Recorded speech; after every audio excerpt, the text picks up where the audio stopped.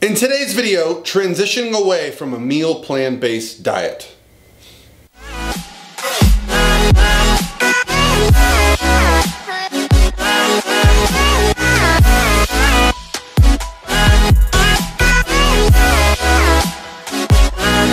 By myself.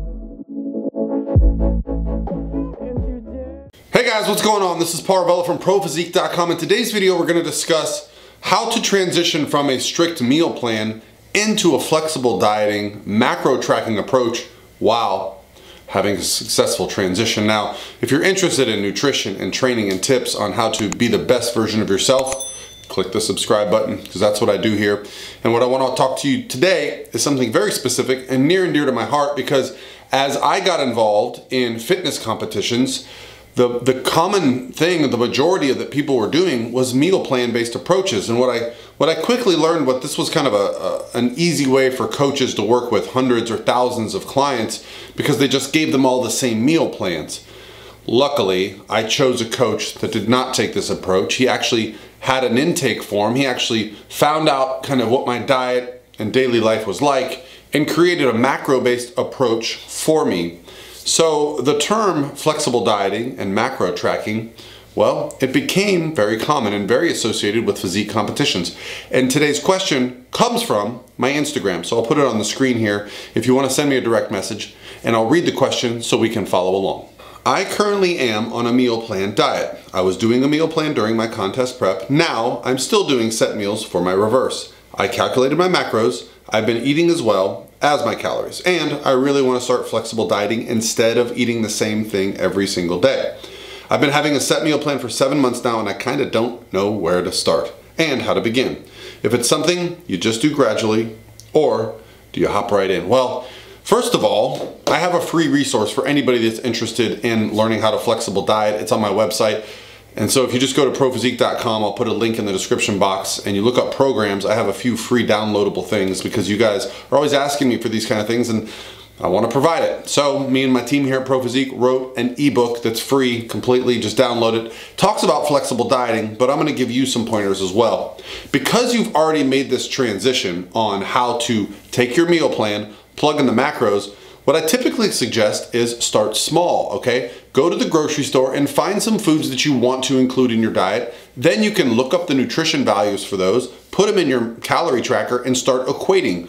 For example, let's say someone has been on tilapia for months on end as their protein source, or maybe they've been on chicken and they want to swap that out. Well, what you got to do is go find other protein sources that sound interesting to you. Do you want to try some turkey? Whatever it might be. Maybe you're trying to use vegan sources like lupini beans and tofu, right? I have clients that do this as a vegan. You can still track your macros. You can still track your calories no matter what lifestyle approach you use. Now, with contest prep, a lot is made of a meal plan. And sometimes people say, hey, Paul, I don't want to be a flexible dieter during contest prep. Great.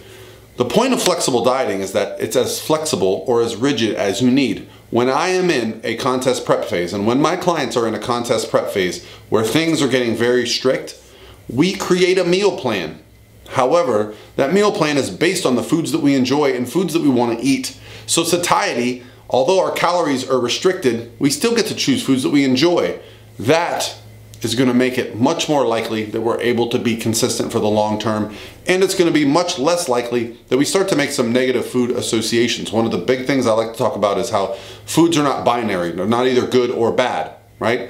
There's just different levels to things, okay? So all foods are good in the end. It provides calories and nutrients for us, assuming you don't have any food allergies or some health issues, okay?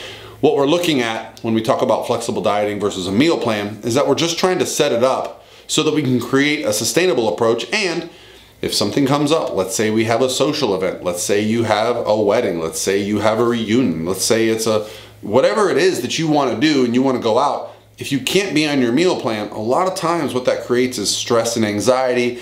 And if you go off the plan for one meal, well, maybe you don't know what to do, so you just go off the plan for the rest of the day, the rest of the week, the rest of the month, who knows? But if you understand what flexible dieting is, it's pretty basic. You just estimate what that meal would be. You either restrict that day, restrict the next day, balance things out however you want based on your goals. So there doesn't need to be two complete separations between flexible dieting and meal plans. Let's talk about a few of the advantages and disadvantages of a meal plan. So the number one advantage that I find when I create a meal plan for myself is that it takes the thinking away. I simply prepare my meals, have them ready to go, and when it's time for me to eat, I'm not thinking. Even if it's a meal like breakfast that I prepare it the same way every day. I wake up, I go through my rituals, I don't have to really think, I know what I'm eating, I get to start my day without the stress of wondering what's on my plate. Same goes for the next few meals. What I usually have done is I've prepared them by putting them in Tupperwares or cooked in bulk.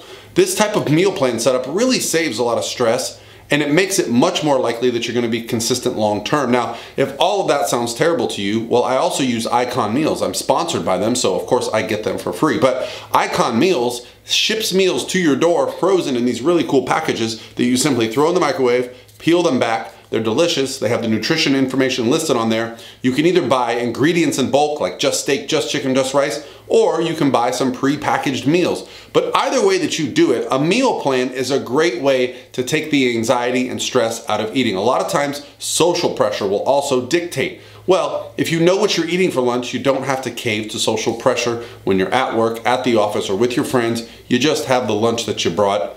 Said and done, okay? This is the real advantage in my mind of a meal plan. What is the biggest disadvantage of a meal plan? Well, the only disadvantage that really strikes with me is that we're not really learning about nutrition. I know it's easy when someone tells you, here's your meals, eat this, but you're not actually understanding what you're doing. You're just following it, and you're starting to make associations with, okay, if I eat these foods on this meal plan, well, guess what?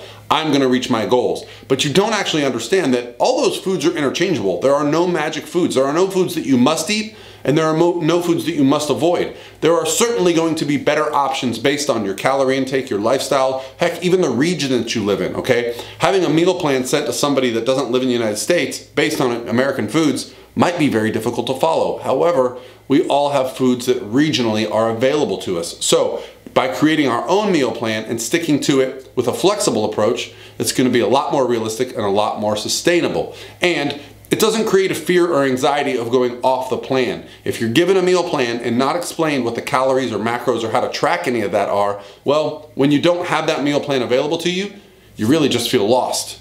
Flexible dieting and macro tracking is a way to never feel lost with nutrition. Technology has made it so easy to understand what's in things.